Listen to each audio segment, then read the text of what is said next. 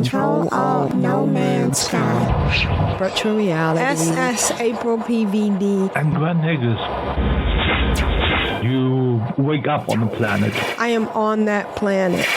And I just love this game. And I hope you will feel the same. Item received. Item received. Hello and welcome to Control Alt WoW No Man's Sky or Control Alt WoW VR. I think I'm going to call it No Man's Sky VR. Today is Tuesday, January 20th, 2026, and this is episode 855 entitled VR Has Been Very, Very Good to Me. I'm April PVD, and with me is Grand Nagus. How are you, Grand Nagus? I'm doing really fine, thank you. Now, have you ever tried virtual reality? No, I have not. Okay. I know some people have tried it and didn't like it. I have been in it since 2017, so I'm going on my 9th year of being in virtual reality. And this week has been very traumatic for the virtual reality community. Mostly because Meta has closed a lot of its divisions, fired a lot of people. They are now focusing on XR and AR, the glasses as opposed to the helmet. And I just feel like I live in a different universe than everybody else because I have loved virtual reality, and I actually expected it to be a bigger thing than it is now. I've given headsets to friends. I gave one to one of my best friends, and I sent one to my sister, and they just never tried it. And I don't know, it's just such a big part of my life. I just could not, I don't go a day without playing. And I end up spending anywhere from 4 to 6 hours. I feel very fortunate because I can work out in VR. If I didn't have virtual reality, my health would be in danger because there's no way I could go to a gym and get the quality of workouts that I get from being in VR. I was talking to to a friend about that particular issue, and she said to me, well, what's the difference between working out in VR and working out with the YouTube video? And I was so stunned by this, and I know it's because she didn't really understand. When I'm in VR, I'm immersed, and when the trainer is in front of me, it's like they're in the same room. Now, okay, if you have a big screen TV, maybe it's the same thing. But there's also the haptic feedback I get from some of the workouts. There's workouts where I'm hitting a ball, I'm dodging, I'm moving up and down, and there's actual feedback. The boxing one, I'm hitting these it's kind of like it's almost a circular thing because there's 1 and 2, 3 and 4, which is 1 and 2 is like punching somebody in the head, 3 and 4 are body hits, and then 5 and 6 are uppercuts for like the stomach area.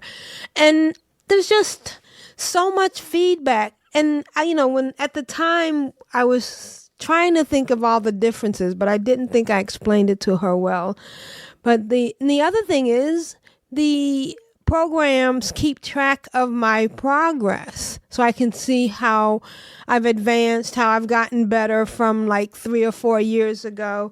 And there's just so much to virtual reality, and I just wanted to take the time to say I'm really sorry about what's going on now. I'm sorry that more people haven't embraced it. And I realize, though, that when I'm wearing my headset on my head, I have been doing it for so long, I don't even not feel it. When I'm working out, I just feel like I'm in the space and I'm not feeling that I have this headset on my head. And so I just wanted to take a second to acknowledge that whole controversy. And I just hope that more people will try VR. What would it take for you to try VR? Different setup of my apartment. Oh, you don't think you have the space? Do you know some people play sitting down and they don't even, and that's something I can't do. And I don't really have a big space that I use. I have a big space I could use, but I think right now I'm using a space that's no bigger than 3 feet by 4 feet. But yeah, I just wish more people would try it. And before we get into what's been going on in No Man's Sky, I just have to say Star Trek, Starfleet Academy. I'm not going to do any spoilers. Have you seen it? Nope. Are you don't have access. Are you a Star Trek fan? Let's put it this way. I don't care about the Kelvin timeline. Okay, that's fair. This one is actually, I don't think it's the Calvin timeline, but it's interesting because it is 800 years into the future from like the last Star Trek. So it's way ahead. And I just love the fact that they've taken more advantage of technology than Deep Space Nine or TNG or Voyager. And some of the species combinations are really, and I mean, I don't want to spoil anything, but yeah, it's really interesting. And one of the first people you see in the first episode is Paul Giamatti. Are you familiar with him? It doesn't ring a bell. So I'm not that familiar with him, but he was in a recent episode of Black Mirror. It's the one with the memories where he walks into a memory about his ex-girlfriend. And the only thing I've seen him that I can remember, he's been in a lot of things, but the only thing I can remember seeing him before that was he was one of the people in the booth for the Truman Show. Did you see the Truman Show? Yeah, but like 100 years ago. Right. He was the one that had the conscience when the big guy was telling him, more lightning, more. He was the one that was supposed to make the boat sink, and he stepped back and said, "I can't," because it was just too much. But anyways, he plays. Somebody called him a modern twist on Harry Mudd, and he does a really good job. There's a lot of good things about this, and I have always loved Holly Hunter, and I love her even more because she's 67 years old. And that's another thing, old people are people my age, are people too. So it's nice to see that. And anyways, I just wanted to gush about that. If you haven't seen it, I would recommend seeing it. I'm sorry you can't see it. But anyways, back to No Man's Sky and my blessing of virtual reality, because I am enjoying this so much. So this week, there's so much to this game, and I just can't get enough of all the different things. And it's great for me because I don't know if I have ADD or ADHD or OCD or whatever, but I need to keep my mind going, and I love exploring things in this game, and and this game has such a good community. I think we've talked about Hero before. and I'm putting the links in the show notes at controlaltwow.com, which forwards from controlaltwow.blogspot.com. And he is just the best person at doing these little videos to show you what can be done in VR. I mean, in No Man's Sky. I'm amazed at how.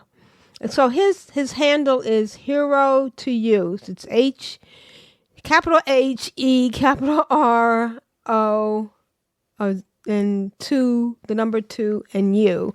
So first he took me on a big thing about these Atlantid multi-tools, which I think I talked about last week as well. And they're just beautiful. And I went looking for the S-Class one. Now, here's my thing. April PVD is the only one that has the glyphs. Now, I think we've talked about this because you need the glyphs to activate the portals. Mm-hmm. And there are so many worlds in No Man's Sky. And so each portal you have, let me see if I can see exactly how many letters. How many? 1, 2, 3, 4, 5, 16? 6, 7, 8, 9, 10, 11, 12, 13. No, I mean, wait a minute. Hold on. No, I'm talking about a portal address. 1, 2, 3, 4, 5, 6, 7, 8, 9, 10, 11, 12. There are 16 glyphs, but you need 12 glyphs for each address. Okay. Yep. And each system, each galaxy, because there are many galaxies. You start out in Euclid, and then it's just amazing the number. So I went crazy looking for these Sentinel multi-tools, and I put a picture in the show notes. And so while I was multi-tool hunting, I found a really cute Sentinel ship. And but I was full. But what I can do, and it's, my ships are full. I think you can have 8 ships out and 12 ships in storage. Wait, no, 8 ships out and 12. Was that a total of 20? No, 30. You can 30. have 30, right? Right. And so you can have 8 ships out, and so that means 22 in storage. 20, yeah. So that meant my storage was full. I couldn't even, and in order to get another ship, you have to have a space. So I've had to go through some of my ships. And of course, I'm waiting right now because I'm hoping eventually they'll make it so that you can store your Corvettes, but you can't store your Corvettes Yet. And you can't trade them. So you can't trade them to another player. You can only trade them to an NPC, and then they disappear. So I have 4 S-Class Corvettes on April PVD, which is so crazy. But so I brought in April, and what I can do, and it's so easy to do, and I love this, is I can go to a place, I can use April PVD to travel, and then all I have to do is tell them. It's me. I join the game with any of my other 3 characters, and they're where the ship is or where everything is. And so it's crazy because, they haven't progressed. April PVD is the only one that has done, most of the quests in the Atlas. Brilliant has gotten to the point where she's gotten settlements, but she doesn't have the autophage. So when I logged into April, it turned out that she had not ended the expedition, which was crazy because I went through a lot last week because I thought, because April PVD needed stuff. And it turned out that I had left April not ending the expedition in case April PVD needed stuff. But anyway, so I logged in. She finished. She closed out the expedition, and then she met up with April PVD to get that ship.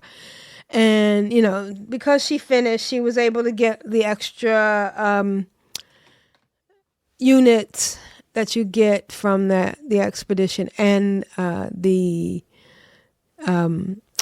nanites. So Friday, I took April back to her freighter to check out her vehicles because, and then while she was looking at the vehicles and looking at the Sentinels, April PVD came across another video by Hero about autophage staffs. Now, did you get far enough you haven't gotten far enough for that, right? Nope.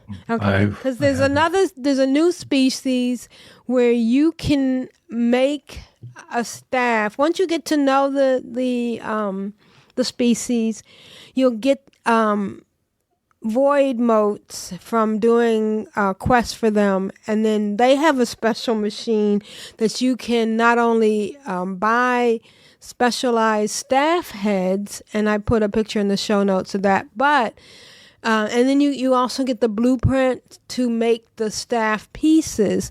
But it gets even crazier when you go to how the multi-tools for the Sentinels, you can go to different of those, the Sentinel pillars, and you can find multi-tools. Then you can also find multi-tools for those little, there's just many ways to get multi-tools. And in this one for the autophage, not only can you find different multi-tools, you can find different kinds of multi-tools in the same spot just by selecting the machine that creates them in different spots in the same place.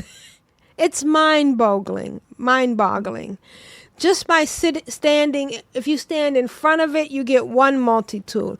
If you stand beside it, you get a different multi-tool. There's even a building where they made these squares to show you how just by standing in a different spot, you can get a different multi-tool. So I got obsessed with that. And then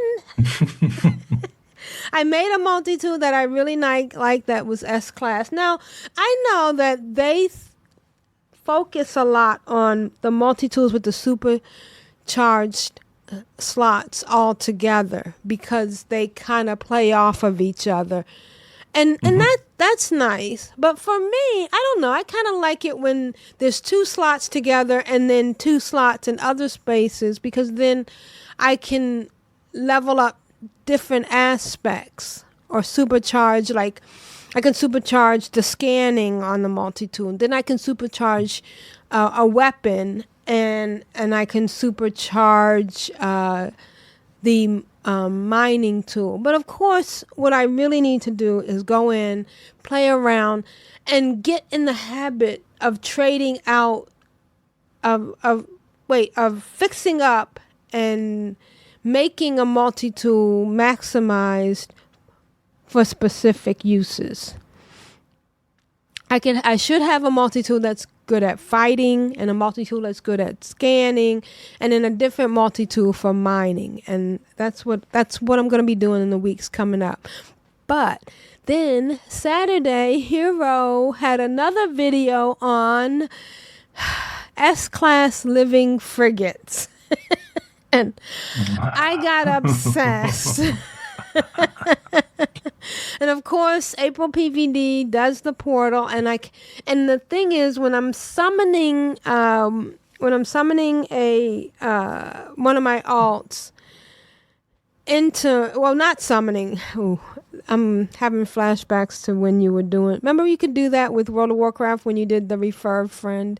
Yep. Yeah, not summoning, but having one of my alts join my game. Now, it's tricky with the living frigates, because the best way to do it is you're not going to always get the living frigate the first time you try it. There is some theory that you need to have a dream aerial and you need to make a fresh one every time you go searching for one. And there's some theory that you don't need to do that just for the first one. Of course, the biggest thing you have to do is have an anomaly locator and not have any void eggs in your inventory, on your freighter, or anywhere. So I had to gather up all my void eggs and trade them to Aprillian and have her hold them until I got all the living frigates I wanted to do. But the biggest thing is when you activate your anomaly locator and you pulse, you end up pulsing for a long time, and sometimes you don't get the living frigate, and you have to go back. The biggest trick is to just go back to your last restore and try again. But if one of my alts has joined me in my game, when you get to restore, you don't go back to my game, you go back to your previous game, wherever you were before you joined me. So what I have been doing is I'll have an alt come join me and then land on a planet near in that system. And it doesn't even have to be the planet with the portal on it. A lot of times I will go to the space station because of course I want to check out the guild, and then have like April come and join me, and then April will go down and put down a base. Now, once she puts down a base, then she can come back to that base in her own save. So I was doing that a lot, and it was really fun because I put some screenshots in the show notes. I got some really cool living frigates. On April PVD, I ended up getting rid of my last non-raider, non-living frigate ship. And so they're just, except for the Normandy one that we got from the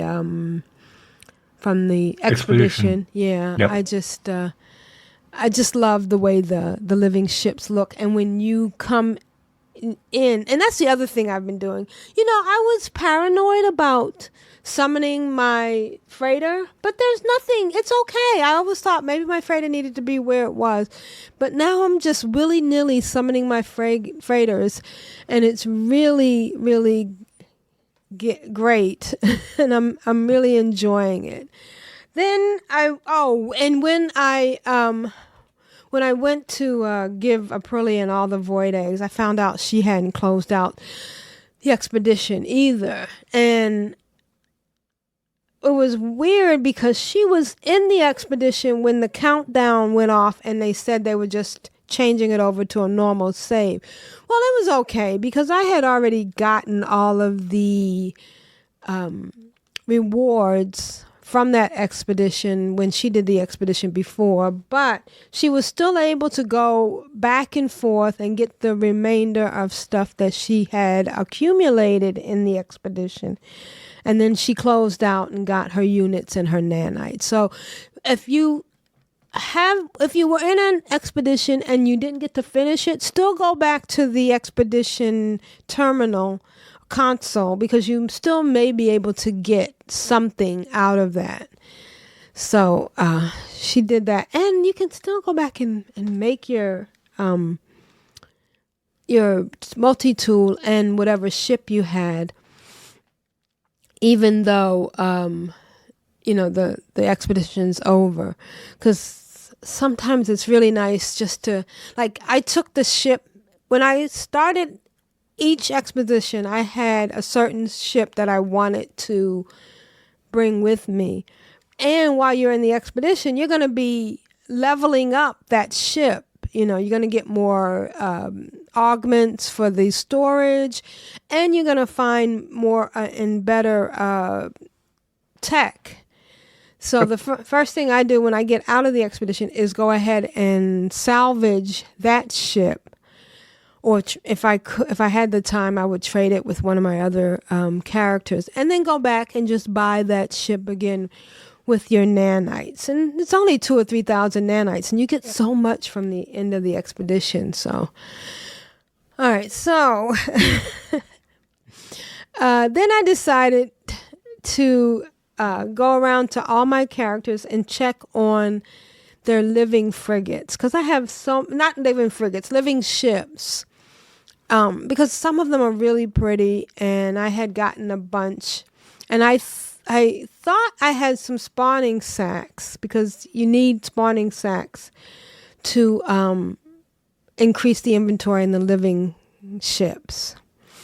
And I couldn't have any, so that's why, another reason why I started trying to get more living frigates, because if you send your living frigates out, they will get the psychonic eggs, which is what you use to upgrade the text on the living ships, and they will get the spawning shack. So that's what I've been doing.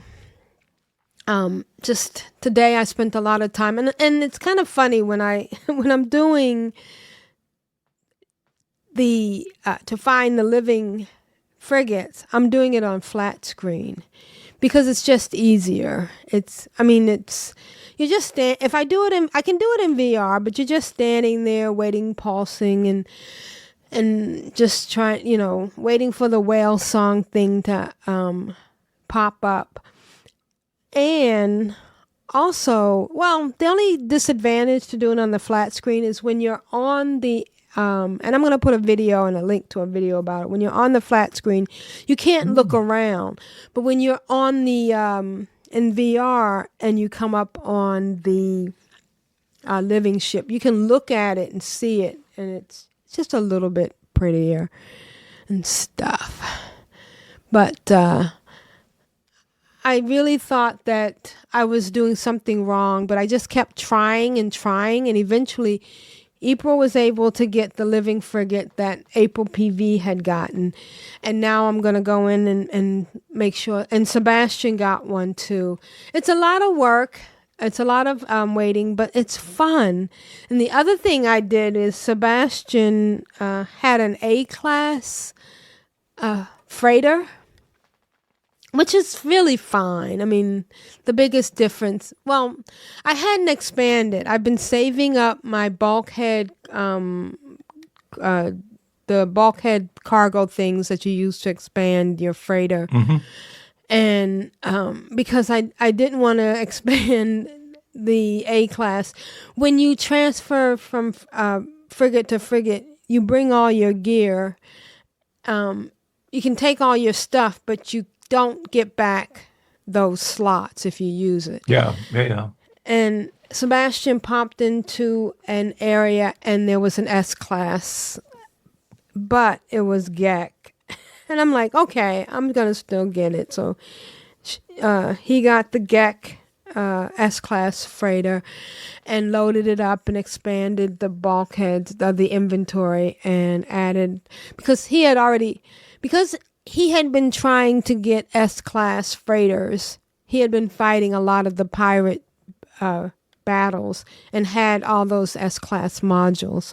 So he fixed it up, and he's now got his S-class, and he's very happy with it.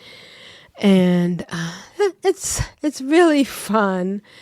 And yeah, I have an A-class too, and I'm going to do it in the form that I'm going to expand my storage and my tech to max. And then after that, I'm going to save up on the units, on the items to expand, because you can't use them on anything else after that, obviously. Right. So I'm just going to do the calculation of how many I need for one more ship that I would upgrade, and then I'm going to, once I have anywhere close to the maximum I would need to upgrade a new freighter, then I'm going to go out and look for one. Awesome. So Now, remember, when you transfer your base, as far as the things you've learned to build, it transfers perfectly. But, of course, there's a transwarp module that lets you transfer all the things you have in your freighter inventory to your inventory.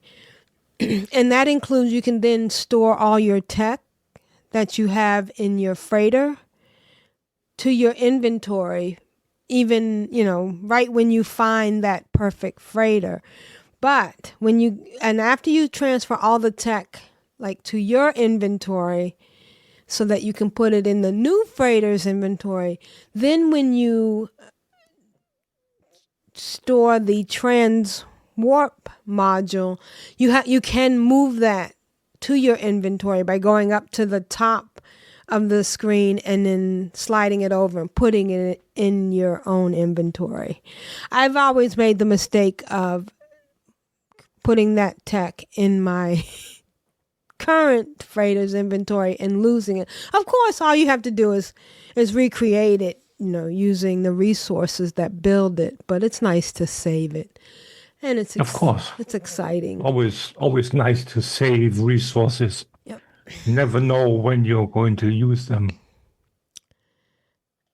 And I think that's been about my week. I did look into something called Star Citizen. Now, if you followed me at all in VR, you know that I have been playing a different bunch of games throughout. I get into one and I become, very involved in it. And I started out at Rec Room and then I went into Population 1 and I was in Zenith. I'm still doing some of the other things, like this past Saturday, I did do an event in Zenith and it was a lot of fun. I really wish somebody had taken up the mantle from Ramen VR. And I think Zenith could have been the closest to a really good World of Warcraft type game for VR, but it didn't happen. And the other day I was on the Facebook page for Medieval Dynasty, and I got into a debate with somebody about how you feed your workers, and that got me wanting to go back and play Medieval Dynasty. Now, I think the problem with virtual reality right now is I think they don't understand what we want. Now, I know a lot of people want the action games, the Call of Duty type games, the fighting games, but a lot of us just want a place we can go in and feel like we're building something. I think you get that from Final Fantasy XIV, don't you? From housing, yeah, sure. Yes, and absolutely. And you want to experience things. Now, when I get into a game, and that was something I got from Medieval Dynasty, I got from Zenith, but I get it even more from No Man's Sky, is that I feel like I'm in a place that transports me from where I am in my home to that place. And I wish they would focus more on things like that. They got caught up with the whole mixed reality and the AR. And I hope they get what they want out of, or Meta gets what it wants out of AR and XR glasses. But I really think people just want to be able to experiencing things in their own home. And I just hope that No Man's Sky keeps doing what it's doing, because that's what I really like, and that's what I want to be in. And yeah, and I think that's... I don't see a reason for them not to continue doing it. Yes. Frankly. And I just hope more people get involved in it and that it doesn't fade away. But anyways, I'm thinking about trying this other one that's called Star Citizen, but it seems like there's a lot of complicated hoops you got to go through to get it set up. And I'm afraid that, like, I think Elite Dangerous was one that somebody recommended for me. I like using my controllers because I feel like I'm using my hands. I know Elite Dangerous, you have to use the Xbox controllers. And I don't know what you use in Star Citizen. Somebody asked me if I used the HOTAS, which is where you have a joystick and, like you're flying. Yep. But I think the controls in No Man's Sky for flying is perfect the way it is. I really feel like I'm using that joystick, that stick on one side and the throttle, plus when I'm not in the game. The only thing I wish was different was when I went back into Medieval Dynasty. One of the things I liked about that is when I'm chopping wood, I feel like I'm using an actual axe. Mm-hmm.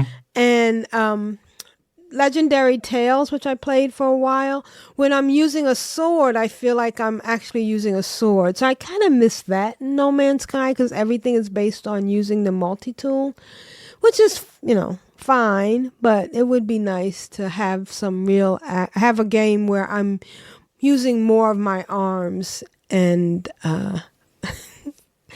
of course, I'm still doing my walking in place to make it seem like I'm actually walking, and I keep seeing those advertisements for the VR treadmills. And who knows, maybe if I hit the lottery or something, I'll get one, or that would be nice. Have you seen them? I think we've talked about them. The ones that they're like Ready Player One, where you kind of walk while you're moving. Yeah, we talked about it before. Yeah. So anyways, I'm having a blast in No Man's Sky. If you want to write us, you can write us at ctrlaltwow@gmail.com. Follow us on Ctrl Alt WoW Podcasts on Instagram. And I think that's it for this week. I'm April PVD. And this has been Gwen Negus, Rule of Acquisition number 19. Satisfaction is not guaranteed. Bye, guys. Bye, guys. Technology recharge.